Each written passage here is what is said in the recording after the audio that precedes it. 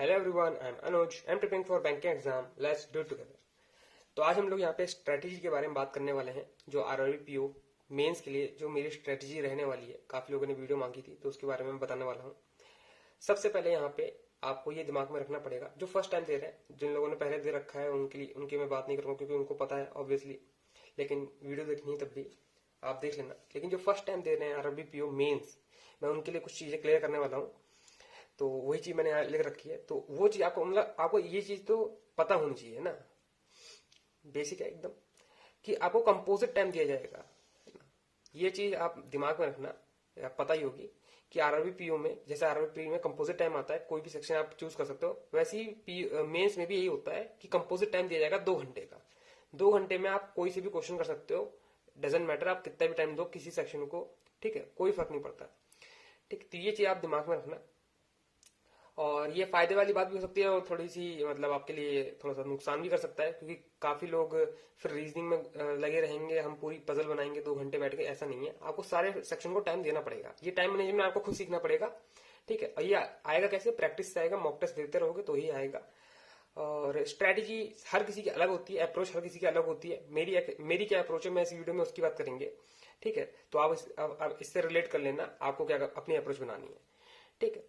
Target जो मैं लेके चल रहा हूँ वो 100 मार्क्स का लेके चल रहा हूँ, judging by the cut off जो पिछले साल की जा रही है, फिर लास्ट ईयर्स की जा रही है, ठीक है। तो मैं अपना 100 मार्क्स का लेके चल रहा हूँ। अगर 100 मार्क्स मेरा आ रहा है मॉक टेस्ट में तो मेरा ठीक ठाक है, मतलब प्रिपरेशन ठीक ठाक है। पहले तो इसकी कट ऑफ 70 और 60 के समथिंग भी जाती थी, ठीक है। लेकिन इस पता नहीं अब क्या हो गया, कंपटीशन कुछ ज्यादा ही हो गया है कि 96 तक कट ऑफ जा रही है इसकी, ठीक है। तो काफी हाई कट ऑफ जा रही है 200 मार्क्स में से। तो यहाँ पे वो तो होता नहीं है, लेटर राइटिंग और ये सब नहीं होता, और आईपीएस पीओ और एसबीआई पीओ की तरह, ठीक है। तो जो जितना लिखा है मैं उतना ही बताऊंगा आपको। तो सबसे पहले आते हैं कि डिस्ट्रीब्यूशन ऑफ मार्क्स और क्वेश्चंस कैसे होते हैं, ठीक है। रीजनिंग सब्जेक्ट होता है, काफी मेन होता है। इसके 40 मार्क्स होते हैं, वो सॉरी 40 क्वेश्चन होते हैं। कंप्यूटर के भी 40 क्वेश्चन होंगे, जनरल अवेयरनेस के भी, हिंदी और इंग्लिश के भी। देखो हिंदी और इंग्लिश में किसी आपको एक चूज करना है, वो आप पे है। मैं इंग्लिश चूज कर रहा हूँ, ठीक है। इंग्लिश में भी और कॉम्पिटेटिव एप्टीट्यूड में भी 40 क्वेश्चन होते हैं। ये सब 40 क्वेश्चन होते हैं, 40-40 करके 5 सब्जेक्ट होते हैं। 5 इंटू 40 करोगे तो 200 क्वेश्चन हो जाते हैं, ठीक है। मार्क्स भी 200 होते हैं, लेकिन इनका जो डिस्ट्रीब्यूशन होता है वो थोड़ा सा अलग होता है। रीजनिंग के मार्क्स जो होते हैं वो 40 क्वेश्चन के 50 मार्क्स का होता है, 1.25 मार्क्स होता है, ठीक है। कंप्यूटर का 0.5 मार्क्स का होता है, मतलब 2 क्वेश्चन सही जाएंगे तब जाके आपको 1 मार्क्स मिलेगा, ठीक है। और उसी हिसाब से इनका निगेटिव मार्किंग भी होती है, ठीक है। जनरल अवेयरनेस का एक क्वेश्चन 1 मार्क्स का, हिंदी इंग्लिश कोई सा भी क्वेश्चन 1 मार्क्स का। कॉम्पिटेटिव एप्टीट्यूड में भी वही चीज, सेम चीज वही रीजनिंग तरह 1.25 मार्क्स का होता है कॉम्पिटेटिव एप्टीट्यूड में, ठीक है। तो इससे देख के आपको ये तो चीज पता चल रही होगी, मेजोरिटी ऑफ जो पोर्शन है वो मार्क्स का, वो कहां से गेन कर सकते हो आप? रीजनिंग और मैथ से, ठीक है। बाकी सब मतलब इंग्लिश से भी कर सकते हो, जनरल अवेयरनेस से भी कर सकते हो, लेकिन इनसे सबसे ज्यादा मेजोरिटी ऑफ पोर्शन मतलब 50% आप यहीं से गेन कर सकते हो। तो जो मेरा 50% जो फोकस होता है वो यहीं पे होता है। और ज्यादातर लोग जो टाइम डिवाइड करते हैं वो 1 घंटा पूरा इनको देते हैं, बाकी 1 घंटा इन 3 सब्जेक्ट्स को देते हैं, ठीक है। तो मैं शुरुआत करता हूँ अपना रीजनिंग से शुरुआत करता हूँ, ठीक है। रीजनिंग में टाइम देता हूँ जब क्लॉक स्टार्ट हो जाती है, करीब करीब मैं आधा घंटा देता हूँ। आधा घंटे से देखता हूँ सारे क्वेश्चन हो जा रहे हैं कि नहीं हो जा रहे। बाकी अप्रोच आप तो जानते ही हो मेरी अप्रोच क्या है, वो उसके बारे में डिस्कस करेंगे। उसके बाद रीजनिंग के बाद देता हूं मैं, और इट्स डिपेंड करता है। अगर देखो 1 घंटे में जैसे 20 मिनट बचा है, 1 घंटा कंप्लीट होने में 20 मिनट बचा है, तो मैं कंप्यूटर पे शिफ्ट हो जाता हूँ, कंप्यूटर के सारे क्वेश्चन लौटा देता हूँ, ठीक है। उसके बाद जाता हूँ मैं मैथ पे, ठीक है। मैथ्स करता हूँ, उसको भी अच्छा खासा टाइम देता हूँ। फिर आता है मेरा इंग्लिश, और लास्ट में जनरल अवेयरनेस, ठीक है। ये होता है मेरा पैटर्न और चेंज होता रहता है, लेकिन शुरुआत में रीजनिंग से ही करता हूँ। जो आपका स्ट्रांग है उसी से स्टार्ट करा करो। मैंने एक बार इसको आरआरबी पीओ मेंस को मैंने एक बार दिया है, उस टाइम पे मैंने गलतियां करी थी, वो मैं दोबारा नहीं करूंगा। मैंने अपना फर्स्ट टाइम दिया इसलिए कुछ पता ही नहीं था, और मैंने अपना पैटर्न चेंज कर दिया था। मैंने पहले कंप्यूटर, जनरल अवेयरनेस और इंग्लिश दिया था, फिर लास्ट में रीजनिंग और क्वांट करा था। मैं सोचा था कि जल्दी जल्दी क्लिक वाले जो क्वेश्चन होंगे वो पहले कर लूंगा जो मुझे याद रहेंगे, और फिर लास्ट में रीजनिंग और कंप्यूटर पे जाऊंगा, उस पे जाऊंगा, मैथ पे। लेकिन हुआ ये था कि वहां पे क्लिक ही नहीं हो रहा था, मतलब आप जानते ही हो कैसा होता है कंप्यूटर, ठीक है। तो बहुत टाइम लग गया था इन सब चीजों में, फिर मेरे पास रीजनिंग और मैथ के लिए टाइम ही नहीं बचा, इस हिसाब से मेरा सिलेक्शन भी नहीं हो पाया था, ठीक है। तो ये चीज तो आपको पता होनी चाहिए, मैंने सोचा आपको बता दूं। इतना तो बेसिक है, सबको पता होना चाहिए, कम से कम आप जब मेंस के लिए क्वालिफाई करे हो, है ना, प्री क्लियर करा, तो ये चीज आपको पैटर्न पता होना चाहिए। क्या चीज होती है, कंप्यूटर टाइम होता है, कितने मार्क्स का होता है, कौन से क्वेश्चन, कौन सा सेक्शन कितने मार्क्स का होता है, ठीक, ये सब आपको पता होना चाहिए एटलीस्ट, है ना। फिर बाद में पूछना कि अरे सर ये रीजनिंग का 50 कैसे हुआ, 40 कैसे हुआ, मैंने बता दिया 1.25 मार्क्स का इंक्रीज होता है, एक क्वेश्चन 1.25 मार्क्स का होता है। अब आते हैं रीजनिंग में। सबसे पहले मैं रीजनिंग है वही मैं डिस्कस करूंगा आपका। रीजनिंग के बारे में A to Z में हर चीज बता सकता हूं मैं, ठीक है, उसकी जिम्मेदारी भी ले सकता हूँ, बाकी सेक्शन का नहीं ले पाऊंगा इतना, ठीक है। तो जो मैटर करता है वो होता है अप्रोच। बेस्ट अप्रोच आपको करनी है रीजनिंग में। करना क्या है आपको, जो फर्स्ट टाइम दे रहे हैं, एकदम फर्स्ट टाइम दे रहे हैं, मैं उनके लिए बता रहा हूं कि आप ये जो सेक्शन है, coded blood relation, coded distance in direction, coded inequality, coded flex, ये जितने जो ऊपर के मार्क कर रहे हैं इंपॉर्टेंट मैंने, ये आप अपने कंफर्म कर लो। कम से कम नहीं तो ये 10 से 15 मार्क्स का यहां से आप गेन कर लोगे। और 10 से 15 मार्क्स सुनने में बहुत कम लगेगा, लेकिन बहुत ज्यादा होता है ये, ठीक, आप मेंस की तैयारी कर रहे हो, ठीक, ये कम मार्क्स नहीं होता है। अगर आपने यहां से कंफर्म कर लिए इतने 10 से 15 मार्क्स, तो आपके पास कुछ ज्यादा रह नहीं जाता है, आप पजल से भी गेन कर सकते हो, ठीक है। तो मैं यही बोल रहा हूँ, जो फर्स्ट टाइम दे रहे हैं वो अपना ये चीज स्ट्रॉन्ग कर लो। और कहां से स्ट्रॉन्ग करना है, देखो यूट्यूब पे बहुत सारी वीडियो मिल जाएंगे आपको। टॉपिक डालो और वीडियो देख लो, कोई सी भी लेटेस्ट वीडियो देख लो, क्योंकि लेटेस्ट पैटर्न पे देखोगे तो ही सही रहेगा, ठीक है। और नहीं तो मैंने तो अपनी कोडेड ब्लड रिलेशन, पूरा कोडेड डिस्टेंस इन डायरेक्शन, ये सब मैंने पढ़ा रखा है, आपको डिस्क्रिप्शन बॉक्स में लिंक मिल जाएगा सबका, ठीक है। उसके बाद आता है कोडिंग डिकोडिंग।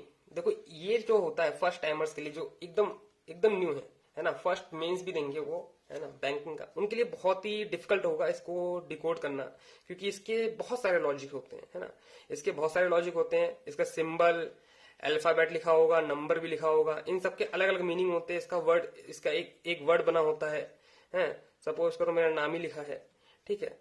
अब ये कैसे बना है, इसके हर वर्ड का तोड़ कैसे होगा, जैसे मेरे नाम का ले लो, ठीक है, यहाँ पे लिखा है Z14 और हैशटैग, ठीक है।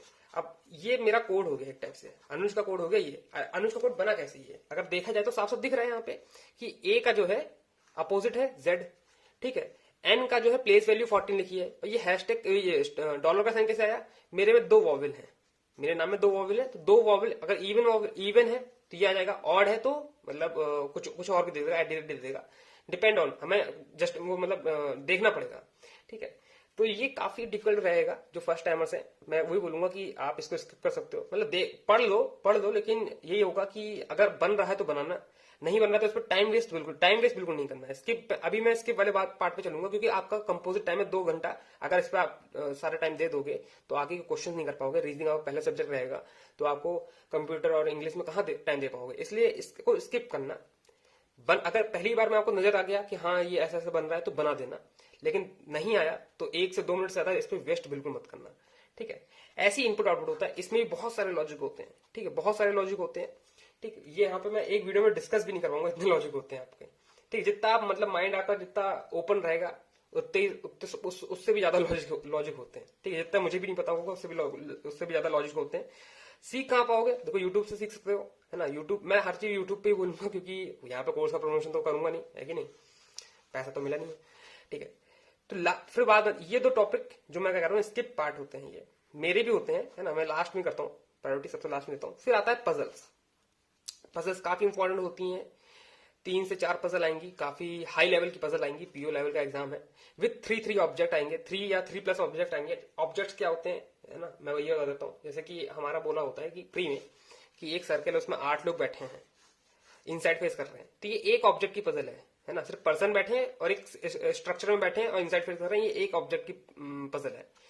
अब यहाँ पे आते हैं दो ऑब्जेक्ट। कैसे होता है कि यही 8 लोग अलग अलग सिटी से बिलोंग करते हैं और बैठे हैं, ये 2 ऑब्जेक्ट हो गए। 3 ऑब्जेक्ट क्या होता है कि यही 8 लोग, ठीक है, इनसाइड आउट देख रहे हैं। ये 3 इनसाइड आउट भी नहीं, ये ऑब्जेक्ट्स में नहीं आएगा। थर्ड ऑब्जेक्ट ये हो सकता है कि इनको अलग अलग चीजें पसंद है, थिंग्स दे लाइक, ठीक है। ये 3 ऑब्जेक्ट की पजल्स आती हैं, ठीक है।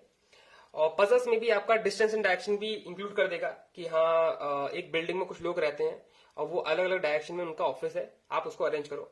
आप इन सबको आपको सीखना है कि कैसे अप्रोच होती है, बेस्ट अप्रोच होती है। मैंने पूरी प्लेलिस्ट बना रखी थी अपनी SBI PO मेंस लेवल के जो जितनी पजल थी, क्योंकि एसबीआई पे हम समझते हैं कि सबसे हाईएस्ट लेवल का एग्जाम होता है, तो उसकी मेंस लेवल की जितनी पजल थी मैंने यहाँ पे सब करवा रखी है।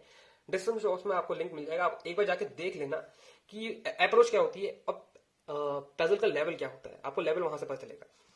फिर आता है क्रिटिकल रीजनिंग, ये मेरा स्किप पार्ट होता है, जिसको करना है वो कर सकता है। ये मेरा स्किप पार्ट रहता है, इसमें मेरे मार्क्स बहुत कटते हैं। ये जिसकी इंग्लिश अच्छी होती है वो काफी अच्छे से कर सकता है क्रिटिकल रीजनिंग। किसी किसी के लिए बहुत इजी होता है, किसी किसी के लिए डिफिकल्ट होता है। देखो डिफिकल्ट मेरे लिए डिफिकल्ट नहीं है, लेकिन मैं इस पर टाइम वेस्ट नहीं करता हूँ, है ना। मुश्किल से पांच मार्क्स का या फिर 7 मार्क्स का आएगा ये क्रिटिकल रीजनिंग, बाकी नहीं आता है। और इसमें मैंने इंक्लूड नहीं करा डेटा सफिशिएंसी, इंक्लूड नहीं करा डेटा सफिशिएंसी के क्वेश्चन आएंगे, ठीक है, वो इंक्लूड नहीं करा। लेकिन वो आप समझ सकते हो कि प्री लेवल की पजल्स होती है, उसमें आपको बताना पड़ता है कि ऐसे करके होता है कि एक पजल टाइप में दे देगा और नीचे लिख देगा ऑप्शन, 2 ऑप्शन लिख देगा, 1 और 2। आपको बताना है ये पजल, फिर एक आधी पजल यहाँ होगी, 50% पजल यहाँ होगी और 50% पजल इन दोनों में होगी। तो आपको बताना है कि फर्स्ट और सेकंड को मिलाकर पजल बनेगी, जो आंसर निकलेगा नहीं निकलेगा, या फिर पहले ऑप्शन से आंसर निकल आएगा, या सेकंड ऑप्शन से आंसर निकल आएगा, या कि किसी से भी नहीं निकलेगा, या फिर किसी एक से निकल आएगा, इधर और।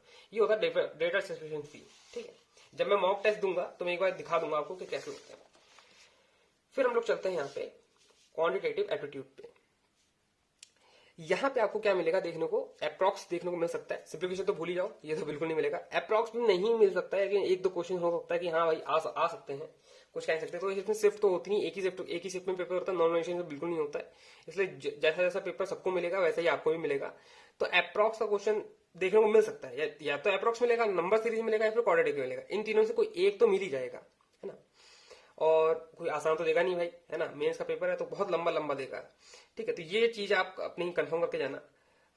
सिंप्लीफिकेशन बिल्कुल नहीं मिलेगा, या भूल जाना, बिल्कुल सिंप्लीफिकेशन तो भूल जाना, अप्रॉक्स में ही आएगा वो, ठीक है। तो ये तो आपका प्री से ही प्रैक्टिस होता है, इसके लिए इतनी ज्यादा चिंता करने की जरूरत नहीं है। लेकिन जो आता है मेंस का जो कंटेंट होता है वो अलग ही आता है। सीरीज आएगी, नंबर सीरीज आएगी, तो नंबर सीरीज में क्या देते हैं, एक डेमो सीरीज देंगे आपको कि भाई ऐसे ऐसे करके सीरीज है, ठीक है। इसका जो लॉजिक यूज हो रहा है वो यहाँ यूज हो रहा है, वहां का उसका पहला आपको नंबर दे देंगे। उसके बाद आपको सेकंड, थर्ड, फोर्थ ऐसे नंबर निकालना है जिसमें ABCD लिखा होगा, ठीक है।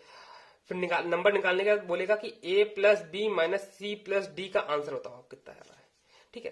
तो वही बता रहा हूँ, होता प्री लेवल है, लेकिन इतना घुमा देगा कि आपका 2 से 3 मिनट यहाँ पे इन्वेस्ट करवा देगा। तो यही कह रहा हूँ, प्रैक्टिस अच्छे से करके जाना, कुछ भी देखने को मिल सकता है। ये मैं SBI PO का पैटर्न बता रहा था, ठीक है, उसमें ऐसा देखने को मिला था हमको। क्वाड्रेटिक इक्वेशन में भी यही होगा, रूट्स आ जाएंगे, x और y का रूट आ जाएगा।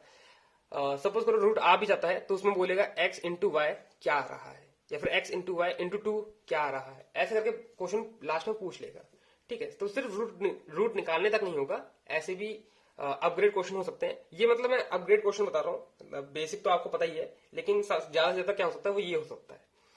फिर इसके बाद मैं कहा मूव करता हूँ, DI पे। DI हो गया, केसलेट हो गया। केसलेट पे तो इतना मूव नहीं करता, लेकिन केसलेट पढ़ लेता हूं मैं। DI है ना, DI काफी इंपॉर्टेंट रहेगी। इसमें डबल DI आती है। डबल DI क्या होता है, डबल पाई चार्ट होते हैं, है ना। डबल पाई चार्ट होंगे, उसके बाद नीचे डेटा भी रखा होगा टेबुलर फॉर्म में, ठीक है, वो निकालना पड़ेगा। यहाँ पे बाइक का डेटा होगा, यहाँ पे कार का डेटा होगा, या फिर यहाँ बाइक प्लस कार का डेटा होगा, यहाँ पे सिर्फ कार का डेटा होगा, ठीक है। आपको बाइक का सेपरेट करना पड़ेगा। यहाँ पे ये 2021 का डेटा होगा, है, यहाँ पे 2022 का डेटा दे रखा होगा, 2022 का विद 2021 इन रेशियो दे रखा होगा, तो आपको सब कुछ निकालना पड़ेगा, ठीक है। ये चीज दे रखी होंगी, आपको ये सब सिंप्लीफाई करना पड़ेगा DI में, है ना। DI काफी इंपॉर्टेंट रहेगा, इजी, थोड़ी सी इजी आपको लग सकता है कंपेयर टू अर्थमेटिक, है कि नहीं। तो DI आप अच्छे से प्रैक्टिस करना, काफी इंपॉर्टेंट है ये चीज। फिर आता है अर्थमेटिक। अर्थमेटिक में आप सिंपल क्वेश्चन तो भूल ही जाओ, फिलिप्स वाले क्वेश्चन आ सकते हैं, है ना। फिलिप दे रखे होंगे, कुछ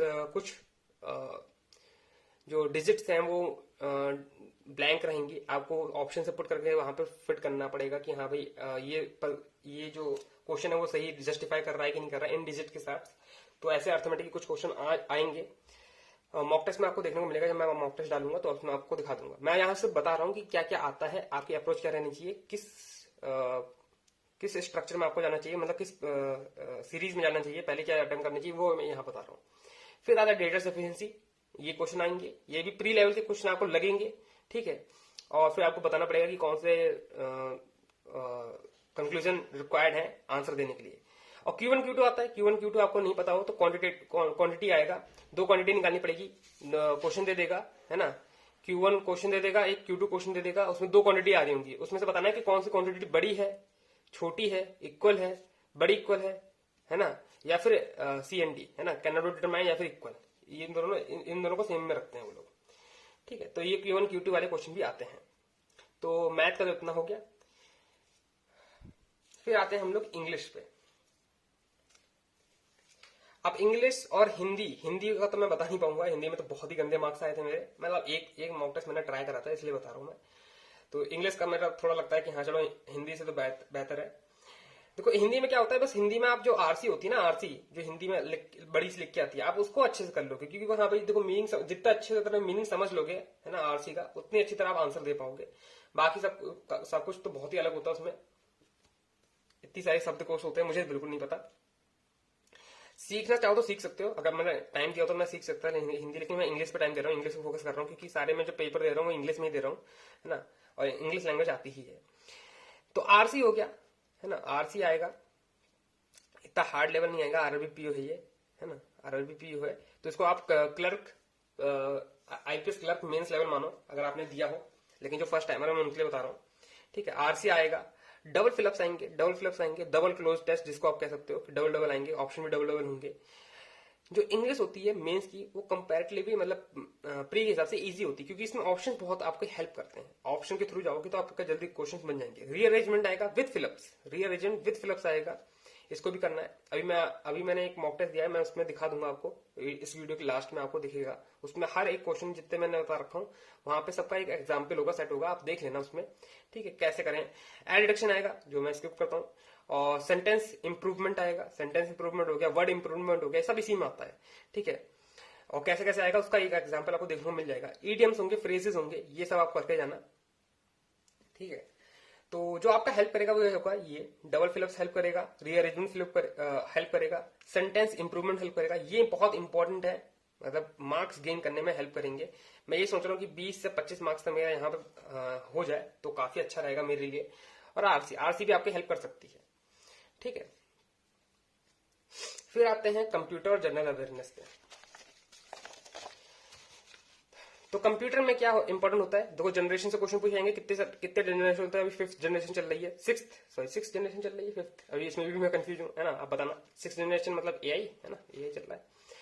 first second fourth fifth 6th generation जितनी होती है आपको सब पता होना चाहिए, जनरेशन पता होना चाहिए, एमएस वर्ड पता होना चाहिए, मेमोरी कितनी टाइप की मेमोरीज होती है, मेमोरी चिप होती है, फ्लॉपी डिस्क होती है, ठीक है, रैम रोम, ये सब आपको पता होना चाहिए, इनका यूज क्या होता है, रैम का यूज क्या होता है, रोम का यूज क्या होता है, रैम तो आपको अब तो सबको पता है कि, है ना, फोन में भी रैम आ गई है, रैम क्या होता है, ऐप मैनेजमेंट होता है, बस वहां पे आप ये नहीं कि गाना जाके स्टोर कर लिया रैम में, 8 GB रैम तो आपकी 8 GB रैम वहां पे यूज होगी, ये तो नहीं होगा ना, इतना कॉमन सेंस तो सबको पता है। आप यहाँ पे प्रैक्टिस कर रहे हो, मतलब पढ़ने आए हो कंप्यूटर, तो आपको तब पता ही होगा रैम और रोम में अंतर। पहले हम लोग बहुत पहले जब 10th में पढ़ते थे तब हमको नहीं पता था कि रैम और रोम क्या है, बस एक ही वर्ड का तो डिफरेंस है ना, RAM होता है, ROM होता है, क्या डिफरेंस है इसमें, है ना। तो ये होती है एक चिप टाइप से, है ना, HHD बोल सकते हो, हार्ड ड्राइव डिस्क बोल सकते हो, है ना।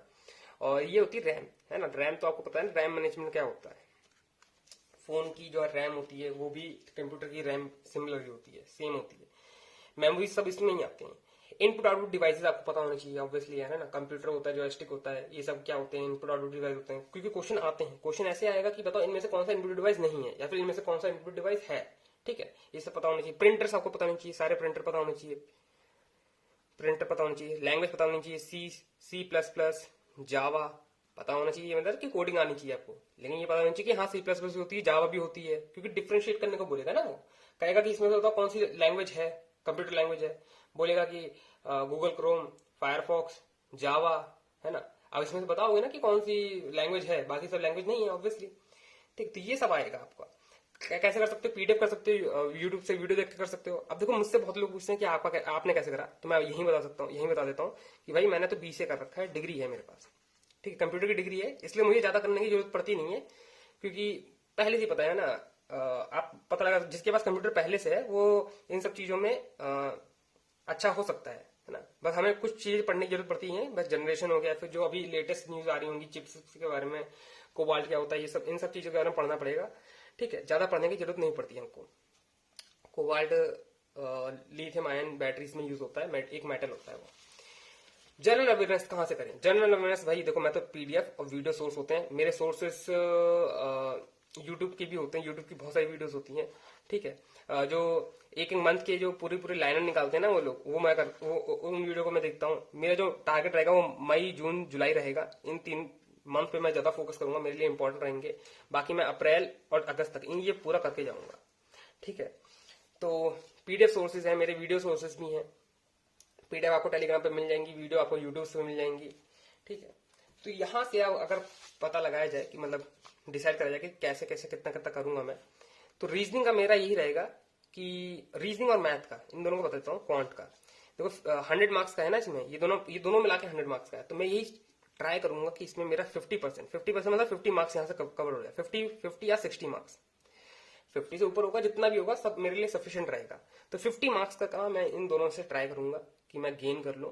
बाकी जो 50 मार्क्स का होगा मैं ये इंग्लिश, कंप्यूटर और जनरल अवेयरनेस से कंप्लीट करने का ट्राई करूंगा, ठीक है। इंग्लिश में बता दिए 20 से 25 मार्क्स, कंप्यूटर में जितने भी आए, कंप्यूटर कट कितनी जाती है, 5 से 7 मार्क्स के बीच में जाती है।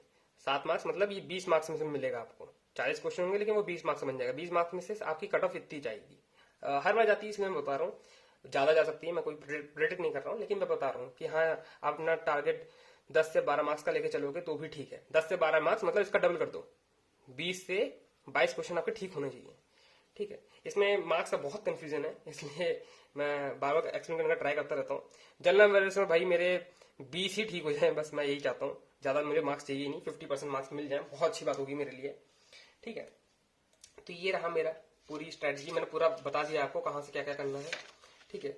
कितना कितना मार्क्स गेन करना है और क्या बेस्ट अप्रोच होनी चाहिए आपको अटेंड करने की। अब आते हैं यहाँ पे मेन चीज, फ्रॉम वेयर टू प्रिपेयर, कहाँ से आप प्रिपरेशन करें। काफी लोगों के क्वेश्चन यही होते हैं कि भाई कहाँ से करें, आप अपने सोर्स को बताइए। देखो मेरे सोर्स कुछ है ही नहीं, मेरे सोर्स सिर्फ 2 ही हैं। एक तो हो गया मॉक टेस्ट, इससे लॉयल इससे काम का सोर्स और कुछ नहीं है। आपका लास्ट सिलेक्शन तक मतलब सिर्फ आपका मॉक टेस्ट करेगा, ठीक है, और कोई नहीं करेगा। आपको कोई आके बताएगा नहीं कि भाई कैसे क्वेश्चन करना है, वो मॉक टेस्ट बताएगा, ठीक है। आपको कुछ कोई ये नहीं कहेगा कि भाई ले प्रैक्टिस कर ले, वो सिर्फ मॉक टेस्ट कहेगा कि भाई प्रैक्टिस कर ले, है ना। जो रोज एक मॉक टेस्ट लगाओगे तो वही आपका साथी होगा, वही आपका सब साथ निभाएगा। लास्ट तक प्रिपरेशन में जो हेल्प करेगा वो मॉक टेस्ट ही करेगा मेरे हिसाब से। देखो मेरा अभी तक सिलेक्शन हुआ नहीं तो मैं ज्यादा बोल नहीं सकता हूँ, लेकिन मेरे हिसाब से मेरा जो मानना है वो मॉक टेस्ट सबसे लॉयल होते हैं। जैसे बुक्स लॉयल होती है, मेरे लिए मॉक टेस्ट सबसे लॉयल है, ठीक। तो मैं मॉक टेस्ट को लेके ही चलता हूँ। बाकी यूट्यूब वीडियो हो गई, जब मैं कभी अटकता हूँ या फिर मुझे कभी अलग देखना होता है, जब मैं मॉक टेस्ट से बोर हो जाता हूँ तो मैं यूट्यूब वीडियो देखता हूँ। कैसे देखनी है आपको, ये आपको पता होना चाहिए। कोई टीचर, यार देखो टीचर पूछते रहते हो मुझसे, मेरा कोई भी टीचर ऐसा कोई पर्टिकुलर टीचर नहीं है कि मैंने इससे सीख रखा है, ठीक है। अब अगर आपने मेरा पैटर्न देखा होगा रीजनिंग का, ठीक है, मैंने पुनीत सर जो है ना, पुनीत सर काफी सारे प्लेटफॉर्म पे पढ़ाते रहते हैं वो लोग, ठीक है, और एक अंकुश लामा सर है, ठीक है। इन दोनों का जो पैटर्न है वो मेरे आपको मेरे जो मैं पजल करता हूँ उसमें दिखेगा, क्योंकि पुनीत सर जो है वो क्या करते हैं, पॉसिबिलिटी बना के चलते हैं, ठीक है। डायरेक्ट पॉसिबिलिटी में पुट करते रहो, ये उनका एक क्या कह सकते हो ट्रेडमार्क है, ठीक है। और जो अंकुश लामा सर है वो पॉइंट लिखते हैं, है ना, पॉइंट लिखेंगे, पूरी पजल को पॉइंट में लिख देंगे, उसके आप पुट करेंगे। मेरा क्या हिसाब है, मैं पॉसिबिलिटी पहले लेके चलता हूँ और पॉइंट लिखता रहता हूँ, कोई एक पॉइंट लिखता रहता हूँ जो स्टैटिक पॉइंट होते हैं, है ना। जो जैसे वो बोलते हैं कि बी जो है 2 छोड़ के है, तो बी जो 2 छोड़ के ऊपर से है तो 2 छोड़ के बी यहीं पे होगा, ठीक है। अब मैं इसको पॉइंट में नहीं लिखूंगा, है ना, ठीक, लेकिन सर लिखते हैं, ठीक है। और जो पुनीत सर है वो पॉइंट लिखते ही नहीं, वो डायरेक्ट पुट करते रहता है। मतलब देखो वो एक्सपर्ट्स हैं, है ना, इसलिए मैं बता रहा हूँ। लेकिन जो उनका पैटर्न है, जो मैंने डिफरेंशिएट करा है, वो ऐसा है कि एक अप्रोच से चलते हैं, एक पॉसिबिलिटी से चलते हैं, एक पॉइंट से चलते हैं। तो मैं इन दोनों का मिक्सर करके चलता हूँ। तो ये मैंने एक एग्जांपल दिया है कि कोई भी टीचर, मतलब सारे टीचर ही बेस्ट होते हैं, आप किससे पढ़े हो ये इंपॉर्टेंट रहता है, ठीक है। और मैं पर्टिकुलरली किसी से नहीं पढ़ा हूँ, मैंने रीजनिंग बहुत सारे टीचर से सीख रखी है, एसएससी की भी बहुत सारे टीचर थे उनसे भी सीख रखी है रीजनिंग। उनकी अप्रोच भी बहुत ही मस्त होती है, ट्रायंगल वाली ना, ट्रायंगल में कितने ट्रायंगल होते हैं ये बताने वाली, ठीक है। तो इस डजेंट मैटर कि आप किसी टीचर से पढ़ो, बस आपका टॉपिक क्लियर होना चाहिए। मेरा सिंपल सा मतलब है कि आपका टॉपिक क्लियर नहीं है, इनपुट आउटपुट जानना है, तो आप इनपुट आउटपुट यूट्यूब वीडियो पे डालो और जो भी वीडियो आए आपके सामने देख लो, उसको अच्छे से देख लो, है ना, सीख लो उसको और फिर जाके मॉक टेस्ट में जुड़ जाओ। बस मॉक टेस्ट आपका मतलब परमानेंट होना चाहिए। यूट्यूब वीडियोस मतलब कभी कभी आती जाती रहनी चाहिए। जिसका क्लियर नहीं है मेंस, भैया उसको पहले यूट्यूब वीडियोस करनी पड़ेंगी, बेसिक उसको करना पड़ेगा, बिना बेसिक के होगा नहीं, ठीक है। उसके बाद वो मॉक टेस्ट में आए, प्रैक्टिस करें। मॉक टेस्ट की प्रैक्टिस में भी नीचे और सॉल्यूशन दे रखे हैं, उसको भी देखा करो, ठीक है। और कुछ भी समझ में ना आया भाई, टेलीग्राम पे भेज दिया करो क्वेश्चन, इतने सारे लोग बैठे हैं, सब लोग कोई ना कोई सॉल्व कर ही देगा, ठीक है। बाकी इन सब चीजों देखो मेहनत लगती है भाई, है ना, इन सब चीजों में मेहनत लगती है। आप कहोगे कि आप बता दो, लिंक प्रोवाइड कर दो। लिंक कहाँ से प्रोवाइड कर दें, क्योंकि बहुत सारी वीडियोस होते हैं, मैं जाके सर्च करके कोई भी लिंक उठा, कोई भी मुझे बेस्ट दिखता है मैं उसे उठा के दे देता हूँ। लेकिन ये बात नहीं होती। देखो मैंने 1-2 सालों से तैयारी कर रहा हूँ, वो पुरानी वीडियोस से मैं कहाँ से लिंक आपको दूं, ठीक है, वो मुझे भी नहीं मिल पाएंगी, इसलिए मैं लिंक प्रोवाइड नहीं कर पाऊंगा। आपको खुद मेहनत करनी पड़ेगी। और जिसको मेहनत नहीं करनी है ना, जिसको चाहिए कि हाँ भाई मुझे सिस्टमेटिक वे में मिल जाए, तो उनके लिए भाई कोर्स डिजाइन करे गए हैं। इन जितने सारे कोचिंग सेंटर हैं, इन सब ने कोर्स डिजाइन करे हैं। वो होता यही चीज है, ये दोनों सिंपल है। इसमें बस आपको प्लस मेहनत करनी पड़ेगी, ठीक। इसमें मेहनत नहीं करनी, इसमें सब कुछ गिवन है कि हाँ भाई प्री का डेटा यहाँ पे है, ये प्लेलिस्ट खोलो आपको प्री मिल जाएगा, ये प्लेलिस्ट लिखो मेंस मिल जाएगा।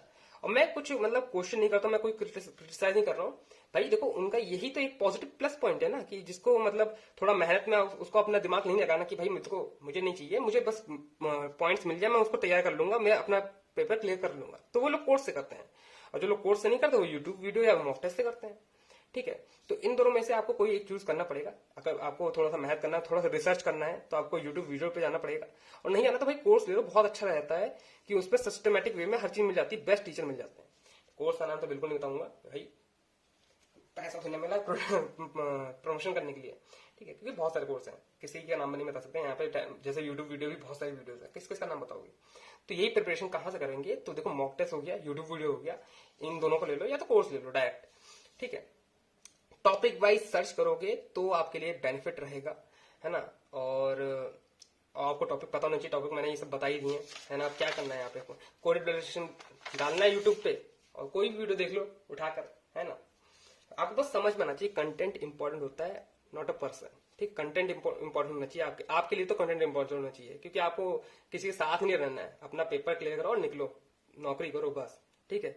ज्यादा इसमें यूट्यूब के चक्कर में नहीं रहना है, ठीक है। तो टॉपिक वाइज आपको देखना है, और बाकी मॉक टेस्ट तो है ही, ठीक है। अब मैं क्या करूंगा, मॉक टेस्ट की एक वीडियो डाल दूंगा। अभी लास्ट में मैं अभी एक मॉक टेस्ट दिया है, मैंने उसका वीडियो डाल दूंगा कि मैंने कितना अटेम्प्ट करा था, क्या गलत गया मेरा, क्या अप्रोच रही, कैसे क्वेश्चन होते हैं। आप एक बार देख लेना, ताकि आपका माइंड में एक बार फिट बैठ जाए कि हाँ भाई कैसा आता है, ठीक है। तो इस वीडियो को यहीं एंड करते हैं। ये रही मेरी स्ट्रेटेजी की वीडियो आरआरबी पीओ के लिए, ठीक है। आप पीओ को लग जाओ तैयारी में। मेरा जो प्रायोरिटी है वो यही है भाई, जीएस मतलब जनरल अवेयरनेस और कंप्यूटर विद इंग्लिश, बाकी रीजनिंग और मैथ तो चलता ही रहता है, ठीक है। एंड अभी तक जिसका RRB sorry SBI IBPS clerk जिसका नहीं हुआ है, उसके लिए ऑल द बेस्ट, अच्छे से एग्जाम दो।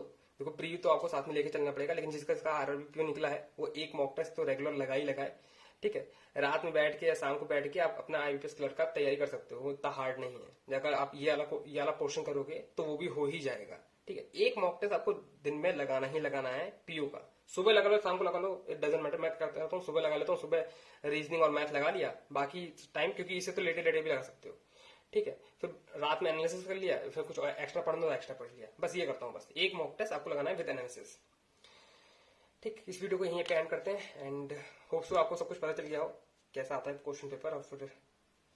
And that's all for today. I will meet you guys in next video. Till then work hard and stay motivated. Thank you guys for watching. तो आप सभी लोगों ने फर्स्ट पार्ट तो देख लिया होगा, जिसमें मैंने स्ट्रेटेजी डिस्कस करी थी। अब यहाँ पे आ गए हम लोग एनालिसिस पे, जिसमें मैंने बताया था आपको कि मैं आपको दिखा दूंगा। ये फर्स्ट टाइमर के लिए काफी इंपॉर्टेंट रहेगा। उन लोगों को पता नहीं होगा कि हाँ भाई मेंस में कैसे क्वेश्चन होते हैं, अगर उन्होंने अभी तक एक भी एग्जाम नहीं दिया है या फिर एक भी मेंस मॉक टेस्ट भी नहीं दिया है, तो उनके लिए काफी इंपॉर्टेंट रहेगा इस वीडियो को यहाँ तक देखने का, कि कैसे क्वेश्चन आते हैं। यहाँ से आप देख सकते हो, ये आरआरबी मेंस का फर्स्ट क्वेश्चन है, फर्स्ट मॉक टेस्ट है, तो उसका ये एनालिसिस आप यहाँ पे देख सकते हो। मैंने कितना अटेम्प्ट करा था, 110 अटेम्प्ट करा था, मेरे 80 मार्क्स आए हैं। काफी काफी गलत चला गया, एक्यूरेसी मेरी काफी खराब हो गई थी। 83% एक्यूरेसी, मैं 90% सोच रहा था। परसेंटाइल भी ठीक ठाक है, मतलब 90% तक अगर आ जाता तो मेरे लिए काफी अच्छा रहता। रीजनिंग में आप देख सकते हो मैंने 36 मिनट दिए हैं। टाइम मैनेजमेंट यहाँ पे लिखा है सारा, और अटेम्प्ट्स मेरे यहाँ पे लिखे हैं, और ये रहा मेरा स्कोर। एक्यूरेसी कुछ ऐसी है, मैंने सारा अटेम्प्ट नहीं करा है, जनरल लेवल में अटेम्प्ट नहीं करा है, पूरा छोड़ दिया था, क्योंकि मेरा इतना कंप्लीट भी नहीं था, मैं इसलिए अटेम्प्ट भी नहीं कर रहा था ताकि नेगेटिव मार्किंग हो जाए, मैं ऐसा नहीं करना चाहता था। बाकी आप यहाँ पे देख सकते हो मैंने टाइम ज़्यादा नहीं लिया है कि नहीं, ये नहीं कहे कि भाई देखो जनरल मैंने छोड़ दिया, उसका टाइम मैंने डिस्ट्रीब्यूट कर दिया। 120 मिनट में से मैंने करीबन 100 मिनट लिए हैं बस, है ना। इसमें कुछ टाइम का डिसमैनेजमेंट भी हो जाता है, पता नहीं कैसे टेक्स्ट बुक में हमेशा से ऐसे ही हो रहा है। मैंने 100 मिनट के आसपास लिया है, ठीक है। तो 24 क्वेश्चन करे थे मैंने रीजनिंग में, रीजनिंग मुझसे नहीं हो पा रही थी, है कि नहीं। मैंने देखा था क्वेश्चन पढ़े थे लेकिन मुझसे नहीं हो पा रहे थे, बन नहीं रहे थे। तो मैंने रीजनिंग में 24 क्वेश्चन करे हैं, उसमें मेरे 25 मार्क्स आए हैं। कंप्यूटर मैंने ऑलमोस्ट सारे ही क्वेश्चन कर लिया था, एक क्वेश्चन मैंने छोड़ा है, मेरे काफ़ी अच्छे मार्क्स आ गए हैं, डिसेंट मार्क्स हैं मेरे। 15 मार्क्स का नहीं, 15 मार्क्स तो काफ़ी अच्छे मार्क्स हैं, डिसेंट नहीं बोलूँगा इन्हें, ठीक है। ऐसे मेरे रियल एग्जाम में अगर मेरे आ जाए, आई डोंट थिंक सो कि मेरे इतने ज़्यादा आएंगे रियल एग्जाम में, लेकिन आ जाएंगे तो बहुत अच्छा हो जाएगा, ठीक है। क्योंकि 20 में से मार्क्स है 15 मार्क्स, मतलब 5 ही मार्क्स मैं नहीं कर पाया हूँ बस गेन, ठीक है। जनरल में मैंने अटेम्प्ट भी नहीं करा। इंग्लिश में काफ़ी गलत चला गया, इंग्लिश में मेरा एक गलत चला गया, पूरी रीअरेंजमेंट मेरा पूरा वो वही गलत चला गया। 30 में से मेरे 20 ही मार्क्स मिले हैं यहाँ पे। क्वान्टिटी में भी मैंने 17 ही अटैम्प्ट करे थे, 17 ही अटैम्प्ट मैंने कर ही पाया था, बाकी सब मैंने अटैम्प्ट भी नहीं करे थे। उसमें से 19 मार्क्स आए, 19 मार्क्स मेरे लिए काफ़ी अच्छा है।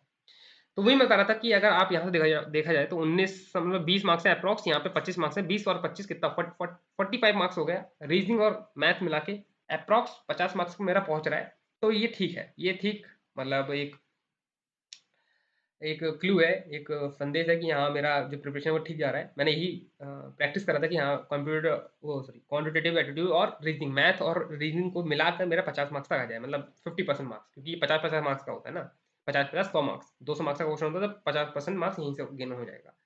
अब चलते हैं सॉल्यूशन पे और देखते हैं कि कैसा अटेम्प्ट करा, कैसा लेवल का क्वेश्चन आए थे। तो रीजनिंग पे चलते हैं। रीजनिंग पे सबसे पहले आप देख सकते हो यहाँ पे मैंने 4 मिनट के अंदर पजल कर लिए, 4 मिनट से ज़्यादा ही टाइम था, ये इसमें पता नहीं कम दिखा रहा है। 4 मिनट के अंदर मैंने पजल कर ली थी ये, और इस पजल को मैंने लास्ट में कराया। सबसे पहले मैंने क्वेश्चंस करे थे, जो इजी वाले क्वेश्चन थे वो करे थे। आप देख सकते हो मैंने बहुत सारे क्वेश्चन स्किप करे हैं, नहीं करे हैं मैंने, ठीक है। मैंने देख के जज करा उनको, मैं कर पाऊंगा कि नहीं कर पाऊंगा, उसके बाद मैंने डिसाइड करा कि मैं नहीं करूंगा, ठीक है। तो आपको ये स्किप करने वाला पार्ट आना चाहिए, ठीक है। तो ये वाली पजल तो काफ़ी ईजी थी, बहुत ईजी पजल कह सकता हूँ मैं इसको, ठीक है। पीओ प्री आप कह सकते हो, लेकिन इसमें ऑब्जेक्ट्स ज़्यादा थे, बस यही है। देखो ऑब्जेक्ट मैंने बताया था ना, देखो सन बॉर्न हो रहा है, उसको आपको एज निकालना है। वो लोग अलग अलग चीज़ें लाइक कर रहे हैं, तो इसमें 3 चीज़ें हो गई हैं, पर्सन जहाँ जिस टाइम पे उनकी एज और चीज़ें जो लाइक कर रहे हैं, 3 ऑब्जेक्ट पजल आ गई इसमें। काफ़ी ईजी पजल थी, क्योंकि हर एक चीज़ जो जितना यहाँ पे इंफॉर्मेशन लिखी है वो डायरेक्ट पुट हो रही थी, है ना। 2 पॉसिबिलिटी बनती हैं इसमें, और दोनों पॉसिबिलिटी में ये पजल लास्ट तक इम्प्लीमेंट हो रही थी और अच्छे से बन रही थी। तो ये मैंने पजल करी यहाँ पे कुछ, और उसके बाद ये रहा एक सिलॉक्स का क्वेश्चन, ठीक है। तो ये आते हैं सिलॉक्स आते हैं, रिवर्स सिलॉक्स भी होता है और ये वाले सिलॉक्स भी होते हैं। इस सिलॉक्स में क्या है, स्टेटमेंट दे रखी है, आपको नीचे कंक्लूजन बताना है कि कौन सा इसमें से ट्रू है, ठीक है। एकदम प्री लेवल है। लेकिन रिवर्स सिलॉक्स क्या होता है, इसमें कंक्लूजन दे देगा आपको, और फिर आपको बताना पड़ेगा कि कौन सी स्टेटमेंट से ये कंक्लूजन बनेगा, ठीक। उसे कहते हैं रिवर्स सिलॉक्स। मैंने बताया नहीं था अपनी स्ट्रेटेजी वाली वीडियो मतलब पार्ट में, लेकिन मैं यहाँ बता दे रहा हूँ, ठीक है। तो एक ही क्वेश्चन आया है, लेकिन ये ध्यान देना, एक ही क्वेश्चन आया है। फिर ये वाली पजल आई थी, इसको मैंने पढ़ा था और फिर मैंने स्किप कर दिया, क्योंकि नहीं मुझे नहीं लग रहा था बना पाऊंगा मैं। फिर हम आगे चलते हैं। हाँ, ये वाली पजल आई थी, ये भी काफ़ी अच्छी पजल थी। इसमें क्या था, डिस्टेंस एंड डायरेक्शन का पजल था विद पजल, है ना। Distance and direction with puzzle, नाम दे रखे हैं और डिफरेंस मार्क्स आए उनके, ऑर्डर रैंकिंग भी इसी में है, ऑर्डर रैंकिंग भी है इसमें, मार्क्स भी हैं इसमें, लोग भी हैं, और डिस्टेंस एंड डायरेक्शन की पजल है। मैं दिखा देता हूँ कैसे। इसका 16 आंसर था, मुझे अभी तक याद है। और ये देख सकते हो आप, ये ऐसी कुछ पजल बनी थी लास्ट में जाकर।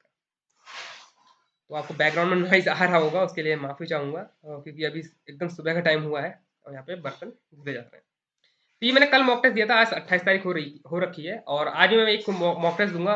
होप सो उसको रिकॉर्ड करूँ, तभी आपको अंदाजा लगे कि हाँ कैसे मॉक टेस्ट देने चाहिए, है ना, पैटर्न क्या होता है और अप्रोच क्या रहती है, कितना कितना टाइम मैनेजमेंट देना चाहिए, आपको उससे पता चल जाएगा, ठीक है। तो ये पजल थी, और आगे चलते हैं हम लोग।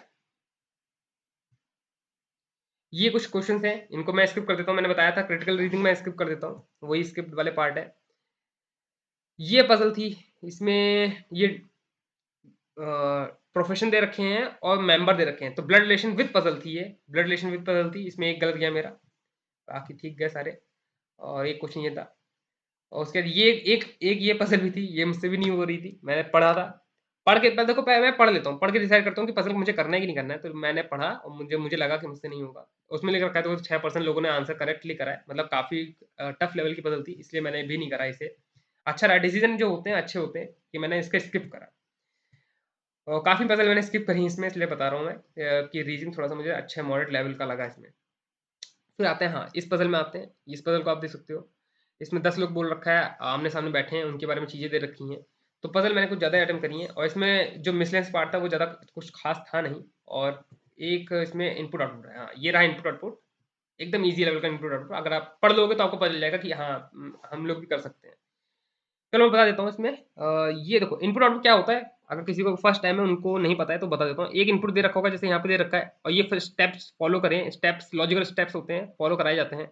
और फिर आपको अपना एक इनपुट मिल जाएगा, आपको वही स्टेप सेम स्टेप यहाँ पे फॉलो कराने हैं और फिर जो आंसर होगा वो आपको यहाँ पे देना पड़ेगा।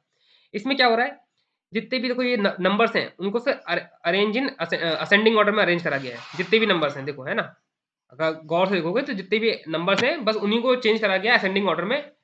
शब्द वहीं पे है, वर्ड्स वहीं पे है। नेक्स्ट वाले स्टेप में, सेकंड स्टेप में क्या कर रहा है, जितने भी वर्ड्स हैं उनको अरेंज करा है ascending order in alphabetic order में। ठीक है, देखो ड्रैगन का क्या हो गया, ADGNOR, है ना, ऐसे करके वेट का भी हो गया है। ठीक है, डिजाइन का ग्रुप का भी हो गया है।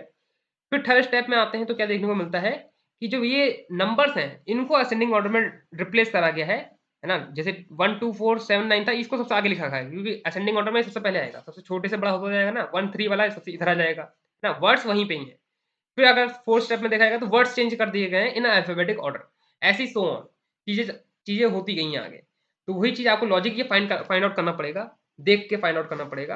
अब बहुत सारे लॉजिक होते हैं, ये सबसे इजिएस्ट वन इजिएस्ट वाला था, इसलिए मतलब अच्छा क्वेश्चन मेरा चला गया ये वाला। तो ये था कुछ रीजनिंग का, इतना ही था। और कंप्यूटर का ये रहा, देख सकते हो, गलतियाँ देख सकते हो।